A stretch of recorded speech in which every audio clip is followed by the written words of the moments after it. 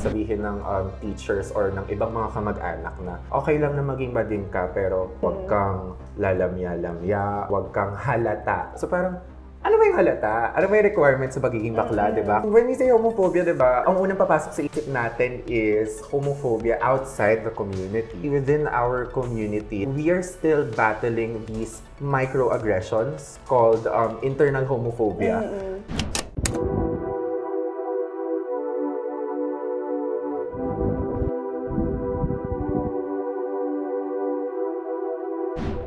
Hello everyone! Welcome back to At The Backdoor. If you're new here, I'm your host, Ivana Vanglisa, and this is the channel where we talk about the taboo. So for today's video, we're going to talk about discrimination within the LGBTQ, and we have our special guest, Ezzy! Hello everyone, my name is Ezzy. Okay, so what's your pronouns? How do you identify yourself? At the moment, I'm very much comfortable with he, him, she, her when I'm in drag. But I'm also comfortable with a gender-neutral pronouns, they, them. But for the sake of this conversation, we can go with he, him. When I asked you what's your identity, sabi mo, for now, this is how I identify. Yes. So that's very interesting. So spectrum talaga yung... It is, it really is. It's rooted in SOGIE, and by SOGIE we mean sexual orientation, gender identity, and expression. Kapag ina-explain siya sa amin, it's always through this genderbread person. So coming from the gingerbread person, di ba? So this genderbread person may identify as a few different ways. One is with your sexual orientation, that's who I prefer to be with. So, am I homosexual if I identify with someone who is the same orientation or identity as me, rather? Am I heterosexual if I identify the opposite way? Or am I bisexual? Or if I prefer either or am I pansexual if I don't have a specific preference or gusto kong partner ganito lang, gusto kong partner ganyan lang. So you're kind of open to dating and anyone who identifies however they want. And then there's your GI or your gender identity. It's how you identify yourself. It's who I am as a person in my head, regardless of who I prefer to be with and regardless of how I express myself. So, who I am, GI, in my gender identity, do I identify as male, female, non-binary? Do I identify as a trans man, a trans woman, a trans non-binary person? Or do I identify as neither of which, which is totally okay? Yeah. And then there's your gender expression, which is how you prefer to express who you are. So it may not always align with your gender identity, and that's perfectly normal. Someone might identify as male, yet express as feminine, and that's perfectly fine. Yeah, so wala talaga siyang like a stereotype. Yes, which shouldn't be the case really for, I mean, kahit with cis hetero persons, diba? There really shouldn't be a stereotype kasi as you mentioned, diba, as a woman, na a lot of people are telling you how to dress, or how to look like you mentioned, na may buhok ka sa kilikili, and that's a problem for most people, but which shouldn't be their problem, diba? Bakit? Tamad lang ako mag-ahit. Diba? At saka ang kate kapag tumutubo. Oo. So, hindi lang for the LGBTQIA+ yung SOGIE. It's also for cis or straight people. Exactly. So that's why minsan weirdohan ako kapag merong, diba, Pride March. So not just during Pride March rallies or other rallies fighting for the SOGIE bill. Na parang, no to SOGIE bill. Don't these straight people realize that they are actually also protected by the SOGIE bill? Kasi Hindi naman kapag sinabing SOGIE, bakla or tomboy or trans or whatever. Yeah. 'Di ba? Literally a straight person's SOGIE is sexual orientation, heterosexual, gender identity assigned at birth, and gender expression assigned at birth. Whether they like it or not, they're actually part of, or they actually have their own SOGIE. So yun yung nakaka-frustrate ipaintindi sa kanila na hey, just because we're different from your SOGIE doesn't make us any different as human beings. So, tao pa rin sila, guys. What's not clicking? Yeah. Meron ba mga part ng LGBTQIA na ayaw nila sa SOGIE? I haven't fully read the draft of the SOGIE bill yet, to be honest. But I think it's mostly napipigeonhole lang siya ng ng mga anti-SOGIE bill rallyists na kesyo pag sinabing SOGIE bill, okay, so ikakasal na mga pwede nang ikasal ang bakla at tomboy, pwede nang ikasal lalaki sa lalaki, babae sa babae, etc. etc. Hindi lang naman din yun yung rights na pinaglalaban namin because there's also civil rights involved na halimbawa ako or someone na hindi na in touch with their biological family, ang kasama na nila sa buhay na nila ay ang chosen partner nila, sabihin nating male to male as an example. Tapos nagkasakit si person. And ang mas nakakakilala sa kanya, mas nakakaalam ng choices niya in life and legal actions after is yung partner niya. Yeah. Pero dahil wala tayong SOGIE bill, hindi tayo protected na or hindi kami protected especially na ang magdedesisyon pa rin ay yung close living relatives by consanguinity.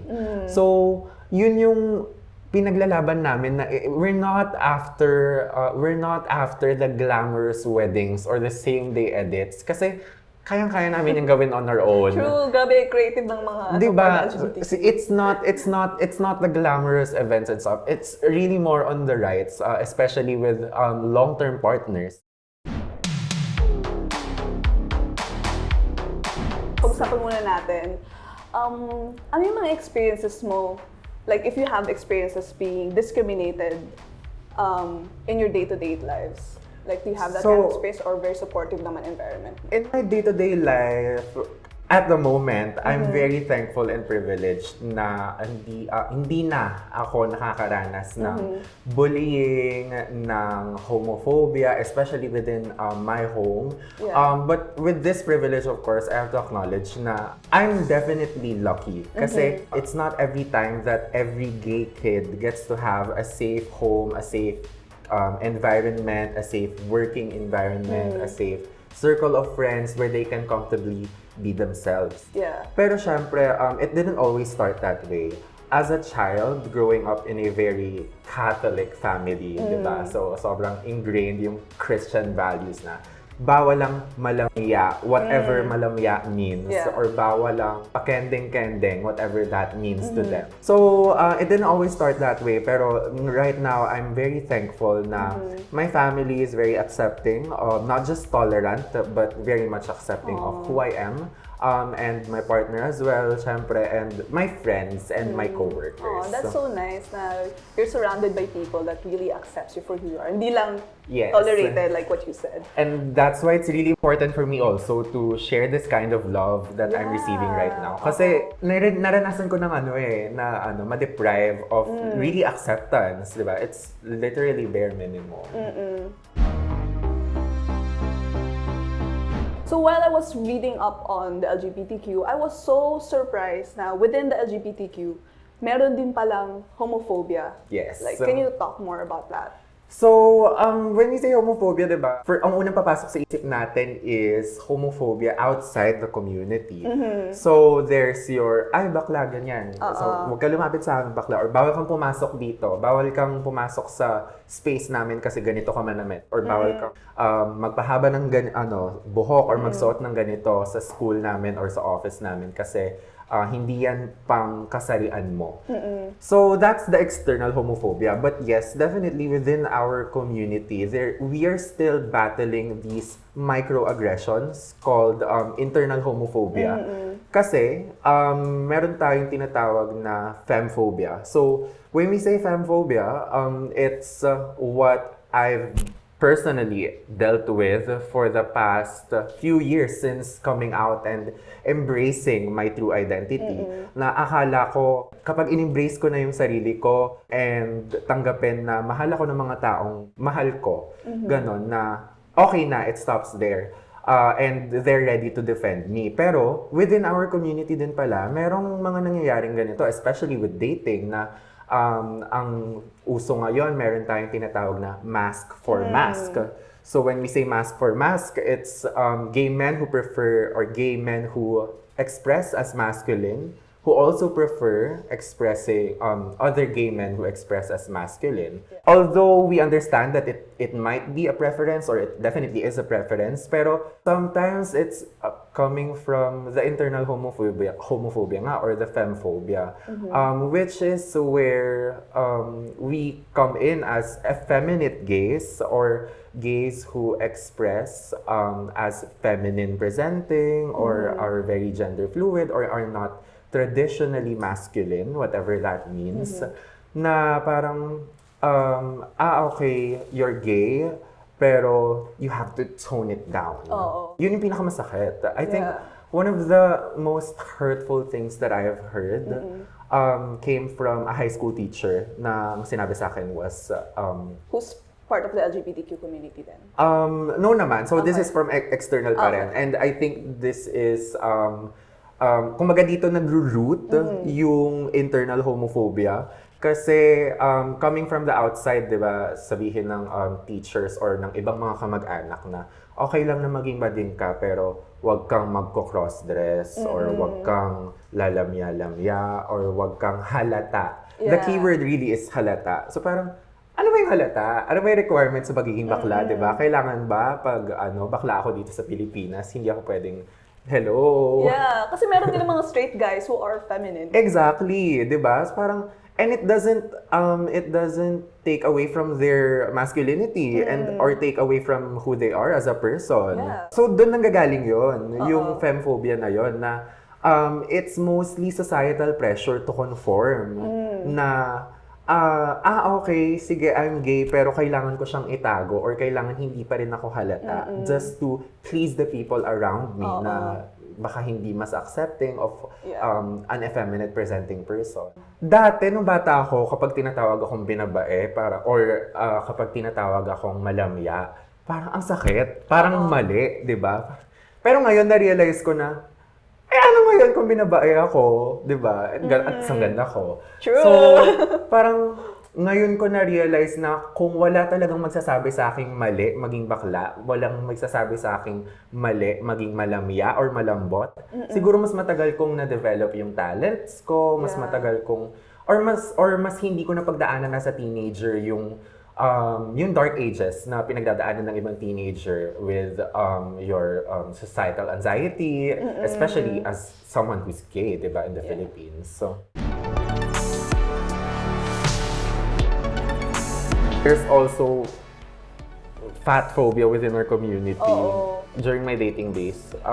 So, a popular dating app for gay men is Grindr, diba? And then, makikita mo dun yung mga taong hinahanap nila. It's laging may nakalagay, parang 80% to 90% of the time, merong mga taong nakalagay, no to FM, no to halata, no to chub. Hanggang ngayon, meron pa rin. I wouldn't know, Okay. because I don't use it anymore. Pero from what my friends know, I think hanggang ngayon meron pa din na regardless of gay or straight, there are always gonna be fat shamers. Pero yung masakit din within the community na na meron pang mga ganong microaggressions na pinipin down pa yung mga tao na ang gusto ko fit, yung gusto ko macho, yung gusto ko hindi halata, yung gusto ko brusko. With femphobia and with fatphobia, nanggagaling talaga siya sa outside the community na nai-internalize na lang. Kasi it's the pressure to conform within the societal pressures. Why do you think kailangan Like we were forced to conform. It's mostly to please the straights. Na okay, you're gay, but don't be loud or Yeah. don't wear pink or don't grow your hair that long, don't wear nails, don't put on makeup. Ganon. So parang kasi para lang hindi ka i-judge ng ibang tao. Oo. I think I've experienced this a few years ago na parang may yung mga kasama ko na I prefer going out in tank tops kasi mainit sa Pilipinas. I prefer going out in tank tops and going out na medyo skin showing because I love my skin. I love my brown skin. I'm so proud of my brown skin. Tapos biglang yung iba kong mga kasama ano ba yan? Masyado namang pambakla yung suot mo. Or ano ba yan? Masyadong yung suot mo. Ano naman? Diba? Nakailan ko lang na-realize na ano namang mali. Dati sobrang naiiyak pa ako noon. Kasi akala ko, hala, may mali ba sa ginagawa ko? May mali ba sa pagsuot ko, pananamit ko? Pananalita ko lalo. Because, even if you're not looking at the screen, you definitely know that a gay person is talking because I have a very high-pitched voice that only a certain frequency of gays can hear. It's kind of a running joke within the community. It's called gay voice. And with that, it's actually also a microaggression na, oh, you have gay voice. Parang, matagal na naming alam na bakla ka because you sound a certain way. Parang, okay, inunahan niyo pa ako. Kasi di ba, there are other gay men na mababa pa rin yung boses or yung hindi nga talaga halata. Pero sobrang surprised ng expression nila. So bawat pagkatao mo kailangan baguhin. Exactly, from how you look, how you sound, heck, sometimes even how you smell like na kapag or like, may postura ng kamay mo, bawat finger. Yung mga exactly. So those are the kinds of microaggressions that we sort of deal with on a day-to-day basis. I'm sure until now meron pa rin ganyang klaseng microaggression. So sa mga people who are still dealing with femphobia or homophobia, what can you tell them or your advice to them? Whoever you are, however you present yourself, it's definitely okay. Kasi ang nagsasabi lang naman ng right or wrong is yung ibang mga nakatatanda na traditional mag-isip na especially the church or especially heck, even especially the government because we still don't have rights. I know it's hard, especially in the Philippines na sobrang parte na kasi ng kultura natin yung close-knit, especially with kadugo. Mahirap siya, pero once you gain that liberty and acceptance na it starts within yourself muna na you learn how to accept na I am this way, I express this way, and I'm not hurting anybody. I'm not a bad person. The confidence starts to grow and doon na magsa-start yung mindlessness sa kung anong sasabihin ng iba. Kasi once they realize na tanggap mo yung sarili mo, once they realize na hindi ka nila makokontrol, once they realize na hindi ka nila mapamimihis or mapapakilos in a certain way, wala na silang magagawa. Kasi so tanggap mo na eh. Oo, sobrang powerful doon, like accepting yourself. Exactly. And sa mga tao naman who are, sila yung toxic or hindi pa sila masyadong educated and aware, like how could they be more educated? To those who are very unaccepting, especially the gays who are really femphobic, na what's the goal here? Why? Kasi we're all fighting for the same rights. You and I, kahit pa sabihin mong you're gay and you're mask and you prefer mask for mask, I totally respect kung preference mo lang talaga yan. Pero if you actively shun those who identify or express a different way, hindi mo ba nare-realize na in that act itself, nilalayo mo yung sarili mo from societal acceptance. Yeah. Na parang nakikiconform ka sa mga straights na, hindi, okay lang ako na bading ako kasi hindi naman ako halata. Hindi ako katulad ng ibang bading. Ganon. Alright, I think that's it. Thank you so much for your insights. Ang dami ko rin natutunan. Thank you so much. Madami rin kayong natutunan, guys. I really do hope na marami silang natutunan Oo. with our discussion. Comment down below if you have more questions. We would try to answer them. And would you like to promote yourself? Where can they find you? You can find me on my social. That's Ezzy Azpai. Alright, thank you so much. And if you have suggestions or gustong guests na mag-guesting rin dito, please comment down below and subscribe and like our video. Thank you so much, guys, and I'll see you on the next video. And that's Instagram because I'm currently on Twitter, hiatus, until further notice.